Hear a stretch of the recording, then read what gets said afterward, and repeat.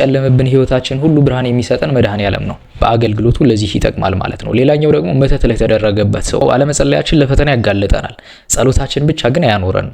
ያው እግዚአብሔር ቸርነት አለው። ተሰርቃችሁ ሊሆን ይችላል፣ ትልቅ የሆነ ነገር ተሰርቃችሁ ሊሆን ይችላልና ይሄንን መዝሙር ብትጸልዩ ይህ መዝሙር በቤታችን ውስጥ ሀብት ላጣን እንዲሁም ደግሞ እየሰራን በረከት ላጣን ስራ እንዲኖረን፣ ስራ ለሌላችሁ ስራ እንዲኖረን እግዚአብሔር ወይ እንዲህ የለኝም፣ ፍቅር የለኝም፣ ሀብት የለኝም፣ ስራ የለኝም ብለን በዚህ መዝሙር ብንጠይቀው እግዚአብሔር ይሰጠናል ነው።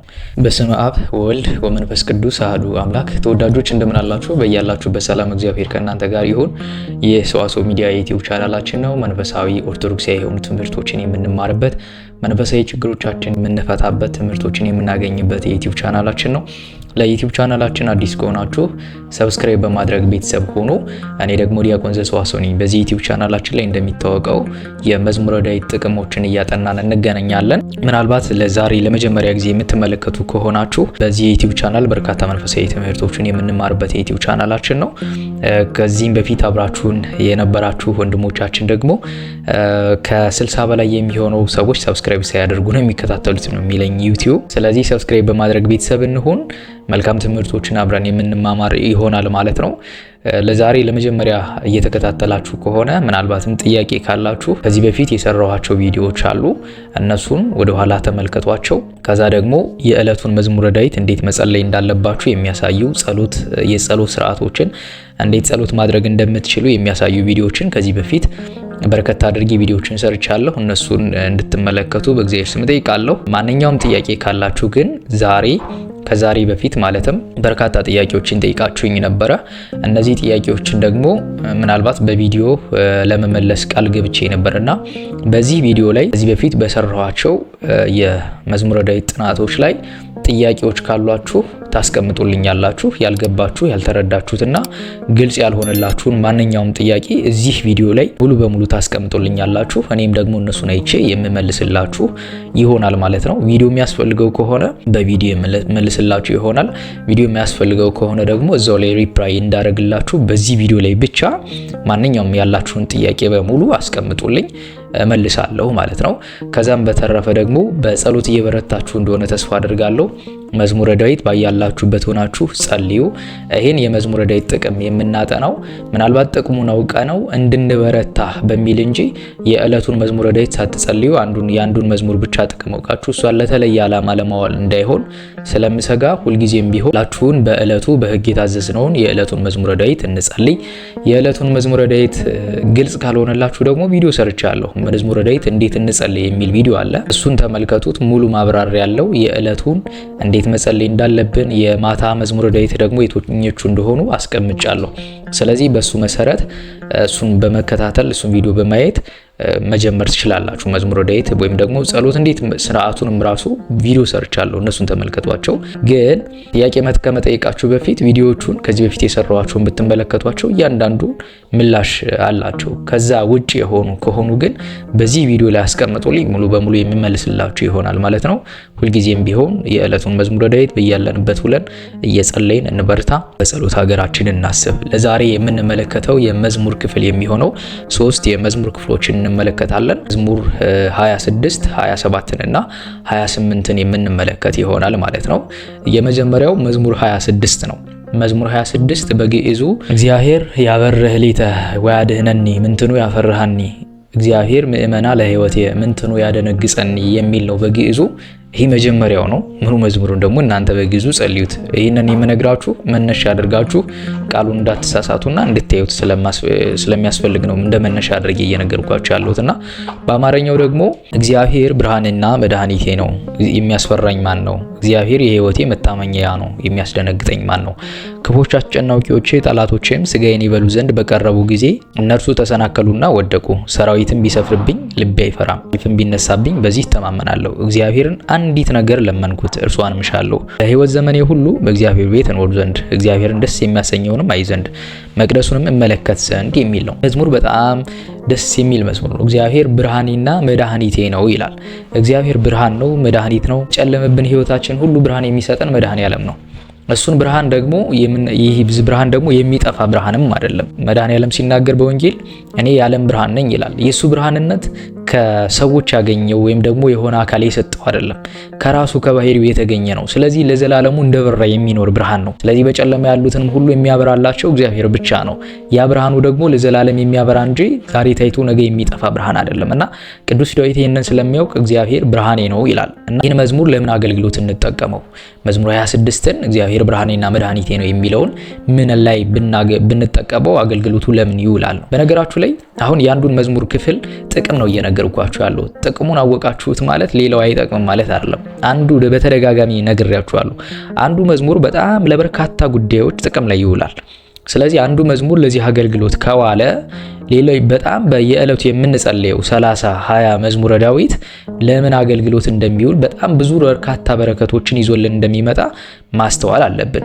አንዱ ብቻ ይሄን አገልግሎት ካለው ሌሎቹ በየዕለቱ የምንጸልያቸው ምን ያህል በርካታ ነገሮች አላቸው ብለን ማስተዋል ይገባናልና ዛሬ መዝሙር 26 እግዚአብሔር ብርሃኔ ነው የሚለው ለምን አገልግሎት እንጠቀመው? እግዚአብሔር ብርሃኔና መድኃኒቴ ነው የሚለውን ይህንን መዝሙር የመጀመሪያው ለአበዱ ሰዎች ማለትም መተት ለተደረገባቸው ህሊናቸው ለሳቱ፣ ባለፈው አንድ መዝሙር ነግሬያችኋለሁ።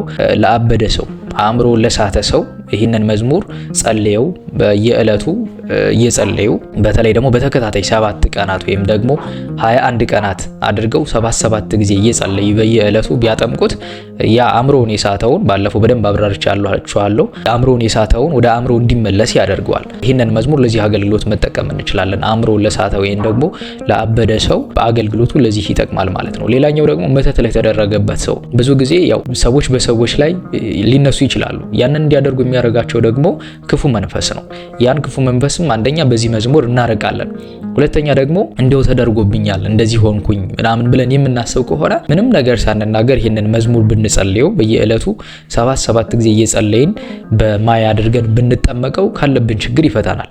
ግን ሁልጊዜም ደግሞ እንዲህ ተደረገብኝ ማለትም ጥሩ አይደለም የሚሆነው ወደዛ ነገር ይዞን ስለሚሄድ መተት ተደረገብኝ እንደዚህ ሆንኩኝ ሊኖር ይችላል። ግን መናገር ይልቅ መጸለዩ ደግሞ የተሻለ ነው የሚሆነውና በዝምታ ሆናችሁ እንደዚህ አይነት እንኳን ስሜት ከተሰማችሁ መጸለዩ ተገቢ ነው። አንዳንዴ ደግሞ ሰይጣን ብሎ ከመሬት ተነስታችሁ እንደዚህ አይነት ስሜት እንዲሰማችሁ ሊያደርግ ይችላል። በጣም ብዙ ተንኮለኛ ስለሆነ እሱ ተንኮሉን ደግሞ በተለያየ መንገድ ነው ሰዎች ጋር የሚያሰርጸው። ለምሳሌ እንዲህ ሆኖብሃል፣ እንዲህ ተደርጎብሃል የሌለ ቅዠት ውስጥ እንድንገባም ሊያደርገን ስለሚችል በዝምታ ውስጥ ሆነን ይህንን መዝሙር በየዕለቱ 7 ጊዜ እየጸለይን ብንጠመቀው ያለንብን ይሄ እንደዚህ አይነት ሐሳብ ራሱ ከአእምሯችን እንዲጠፋ ያደርግልናልና መተት ለተደረገበትም ሰው ጠመቅበት፣ ራሱንም ለሳተ ሰው ጸልየው ቢያጠምቁት እግዚአብሔር ከዛ ነገር በቸርነቱ ይፈተዋል ማለት ነው። ሌላኛው ደግሞ አራዊት አጋንንት ወደኛ እንዳይቀርቡ፣ በእርግጥ አባቶች የድሮ አባቶች አራዊት ወደ እነሱ እንዳይቀርብ የኑሮ ዘይቤያቸውም አኗኗራቸውም በነበረበት በዛ በዘመኑ እንዳሁኑ በፕሌን ወይም ደግሞ በመኪና አይደለም የሚሄዱትና እንደዚህ አይነት ነገር እንዳይገጥማቸው በመንገዳቸው አራዊት እንዳይጣሏቸው ይጸልዩት ነበረ። አሁን ላይ ደግሞ ከክፉ አደጋ ለመታደግ ወይም ደግሞ ለመጠበቅ ይህንን መዝሙረ ዳዊት መጸለይ እንችላለን። እግዚአብሔር ብርሃኔና መድኃኒቴ ነው ይላል ቅዱስ ዳዊት። የሚያስደነግጠኝ የሚያስፈራኝ ማን ነው የሚለውና በክፉ አደጋዎች ከቤታችሁ ስትወጡ ከክፉ አደጋዎች ሁሉ ለመጠበቅ ይሄንን መዝሙረ ዳዊት ጸልያችሁ ከቤታችሁ ብትወጡ መልካም ነው። በማንኛውም መንገድ ላይ ብልትሆኑ ትችላላችሁ። ከቤታችሁ ወጣችሁ ወደዛ ስትሄዱ ይሄን መዝሙረ ዳዊት መጸለያችሁ ድንገታዊ አደጋ እግዚአብሔር ይታደጋችኋል ማለት ነው። አለመጸለያችን ለፈተና ያጋልጠናል። ጸሎታችን ብቻ ግን አያኖረን። ያው እግዚአብሔር ቸርነት አለው። ጸሎታችን ብቻ ያኖረናል ማለት ደግሞ ሌላ ትዕቢት ነው። አለመጸለያችን ደግሞ ወደ ፈተና እንድንገባ ግን ያደርገናል። ስለዚህ ከድንገታዊ አደጋዎች ለመዳን ይህንን መዝሙር 26ን መጸለዩ ከዛ ነገር ጋር እንዳንገናኝ ያደርገናል። ክፉ ነገሮችን ሁሉ ከኛ እንዲርቅ ያደርጋል ማለት ነው ይሄ መዝሙር ክፍል። እንደገና ደግሞ ክፉ ሰዎችም ከኛ እንዲርቁ፣ እቃ ብትሰረቁም በራሱ እቃችሁ እንዲመለስ፣ አሁን የጠፋችሁ እቃ ተሰርቃችሁ ሊሆን ይችላል፣ ትልቅ የሆነ ነገር ተሰርቃችሁ ሊሆን ይችላልና ይህንን መዝሙር ብትጸልዩ እንዲመለስ ያደርገዋልና አባቶቻችን ይህንንም ለዚህ አገልግሎት ይጠቀሙት ነበረ። በአጠቃላይ ግን ከክፉ ነገሮች ለመጠበቅ ከመተት ለተደረገባቸው ለአበደ ሰው ቢጸልዩት ይሄ መዝሙር እግዚአብሔር በምህረትና በቸርነት ከኛ ጋር እንዲሆን ያደርጋል። ከክፉ አደጋዎችም ለመራቅ ይጠብቀናል ማለት ነውና ይሄንን መዝሙር ለዚህ አገልግሎት መጠቀም እንችላለን። መዝሙር 26ን። ሌላኛው ደግሞ መዝሙር 27 ነው። መዝሙር 27 ሀቤከ እግዚኦ ሚል መዝሙር ነው። በግዕዙ ይህንን ይላል። በአማርኛው ደግሞ አቤቱ ወደ አንተ እጣራለሁ ዝም ብትለኝ ወደ ጉድጓድ እንደሚወርዱ እንዳልመስል። አንተ አምላኬ ዝም አትበለኝ፣ ወደ መቅደስ ማደሪያ እጄን በአነሳው ጊዜ። ወደ አንተ የጮኩትን ልመናዬን ቃል ስማ። ከኃጥአንና ከክፉ አድራጊዎች ጋር ነፍሴን አትውሰዳት።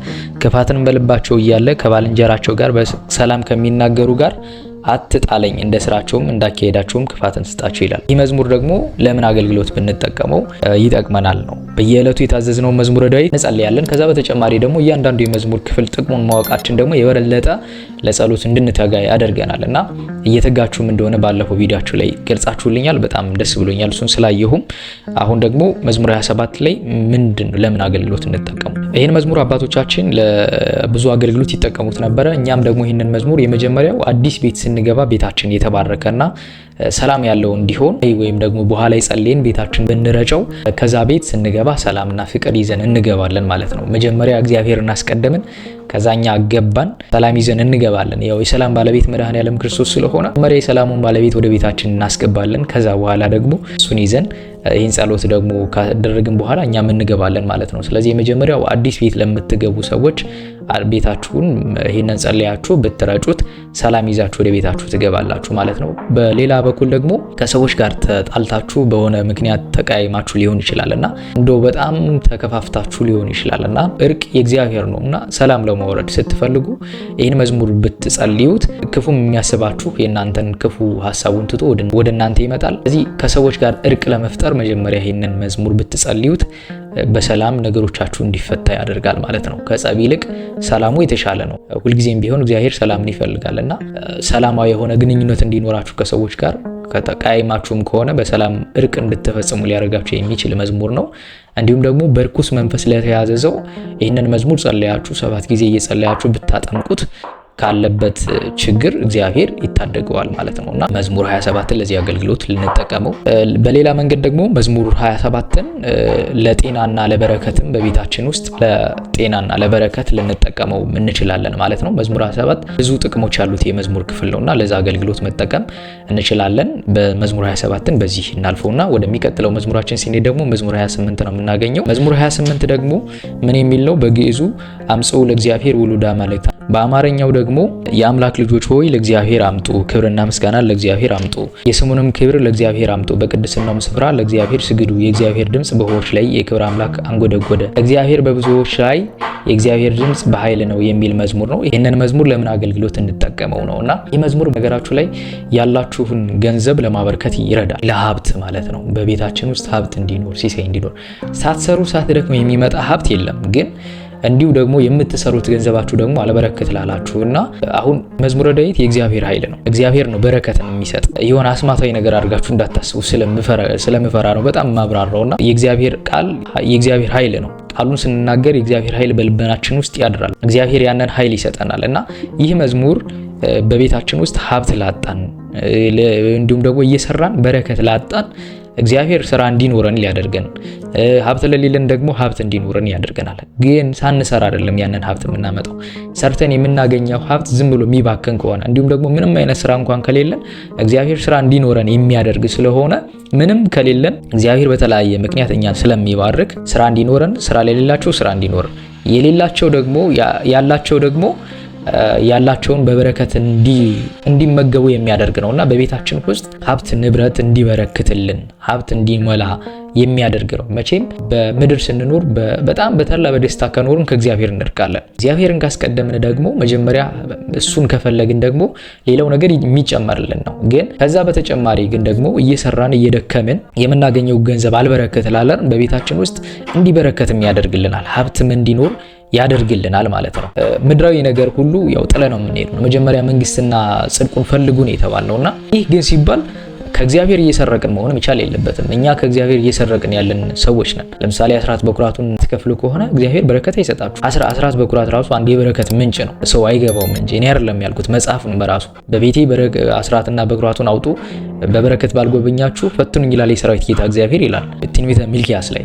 ስለዚህ አስራት በኩራትን ማናወጣ ከሆነ የመጀመሪያው አስራት በኩራታችን እናውጣ። ከዛ በተጨማሪ ደግሞ እግዚአብሔር በስጋ እንድንራብም እንድንጠማም አይፈልግም። ሁልጊዜ በዛ ውስጥ በድህነትም እንድንወስድ ደግሞ እንድንኖር አይፈቅድም። ምንም የለኝም ብለን የምናስብ ከሆነ ከምንም እግዚአብሔር እኛን እንድንኖር ፈጥሮናል አይደል? ከምንም ማምጣት የሚችል እግዚአብሔር ነው። ስለዚህ ከምንም ማምጣት የሚችል እግዚአብሔርን በተሰበረ መንፈስ ሆነን በተሰበረ ልብ ሆነን እግዚአብሔር ወይ እንዲህ የለኝም፣ ፍቅር የለኝም፣ ሀብት የለኝም፣ ስራ የለኝም ብለን በዚህ መዝሙር ብንጠይቀው እግዚአብሔር ይሰጠናል ነው። ስለዚህ ሀብት የሌለን ሀብት እንዲኖረን ያደርጋል። ሀብት ሲባል በጣም የተጋነነ አድርጋችሁ እንዳታስቡት። ምንም ከሌለው እንዲኖረው የሚያደርግ እግዚአብሔር ነው። ግን ሀብት ሲባል ያው ብዙ ሰው የሚያስበው የሆነ ትልልቅ ነገሮችን ማሳደድ ላይ ስለሆነ በመጠን መኖርም ደግሞ አንድ የክርስቲያን ባህል ነው። ከምንበላው፣ ከምንጠጣው፣ ከምንከፍለው በተጨማሪ በጣም የተጋነነ ነገርም ደግሞ ከእግዚአብሔር እንዲያነርቀን ያስፈራል። ሶሎሞን እንደዛ ብሏል አይደለ? በጣም አትስጠኝ፣ በጣም ደግሞ አትንፈገኝ፣ ድሃም አታርገኝ፣ ሀብታም አታድርገኝ። ለምን? እግዚአብሔር አንተን እንዳረሳ ደግሞ ሀብታም ስሆን ደግሞ አንተን እረሳለሁ፣ ድሃም ስሆን እንዳላማረርህ ብሏል። በመጠን መኖርን ክርስቲያናዊ ነገር እናድርገው። ይህ መዝሙር ግን በእምነት የምነግራችሁ ነገር ምንም ለሌለው እግዚአብሔር እንዲኖረው ያደርጋል። ሀብት ለሌለው ሀብት እንዲሰጠው ያደርጋል። ስራ ለሌለው ስራ እንዲኖረው ያደርጋል። ግን ባገኘነው ነገር እግዚአብሔር እንዳንረሳው ጠንቀቅ። ይህን መዝሙር ለዚህ አገልግሎት መጠቀም እንችላለን ማለት ነው። ሌላው ጋኔን ላደረበት ሰውና እንቅልፍ ላጣ ሰውም ደግሞ ይህንን መዝሙር እየጸለየ ቢጠጣው በማይ አድርጎ እግዚአብሔር ሰላምና እረፍት ይሰጠዋል። ጋኔን ላደረበት ሰው ቢያጠምቁት ከዛ ነገሩ እግዚአብሔር በምህረትና በቸርነቱ ይታደጓል። በጣም ለትልቅ ነገር ግን ይሄ መዝሙር ስፔሻሊ የሚውለው ሀብትና ንብረት ለሌለው እግዚአብሔር አምላክ ሀብትና ንብረት እንዲኖረው ያደርግበታል ማለት ነው። እግዚአብሔር የማይሰጠው የለም። ቅዱስ ያዕቆብ በያዕቆብ መልእክት ላይ ምን ይላል? ማንም ጥበብን ቢሻ በልግስና የሚሰጥ ቅዱስ እግዚአብሔርን ይጠይቅ ለእርሱም ይሰጠዋል ይላል። በልግስና ነው እግዚአብሔር ሲሰጥ የሚሰጠው። ነገ ትመልስልኛለህ ብሎ አይደለም፣ በልግስና ነው። አመነውም አላመነውም ለሚያምኑትም ለማያምኑትም እግዚአብሔር እኩል ያደርጋል። ስለዚህ በተሰበረ መንፈስ ሆነን ይህን መዝሙር እየጸለይን እግዚአብሔርን ብንጠይቀው ግን የሌለን ነገር እንዲኖርን ያደርገናል ማለት ነው። ስለዚህ በያለንበት ሁለን በጸሎት እንበርታ። የዕለቱን መዝሙረ ዳዊት ሁላችንም በያለንበት እንጸልይ። ሁልጊዜም ቢሆን የጸሎት ጊዜያችሁን ሳታቋርጡ ጸልዩ። ጥያቄዎቻችሁን በሙሉ አስቀምጡልኝ። ለዛሬ በዚህ ይበቃናል። ይህን ቪዲዮ ለሌሎች ወንድሞቻችን ሼር አድርጉላቸው። ቪዲዮንም ስትጀምሩ ላይክ አድርጉት። አቤቱ ቅዱስ እግዚአብሔር አምላካችን በአንድ ልጅህ በጌታችን በአምላካችን በመድኃኒታችን በኢየሱስ ክርስቶስ በእርሱ ያለ ጽን ክብር ላንተ ይገባል። ከእርሱም ጋራ ከመንፈስ ቅዱስም ጋራ ትክክል የሚሆን ዛሬም ዘወትርም ለዘላለሙ አሜን። በያላችሁበት ሰላም እግዚአብሔር ከእናንተ ጋር ይሁን። ይቆየን።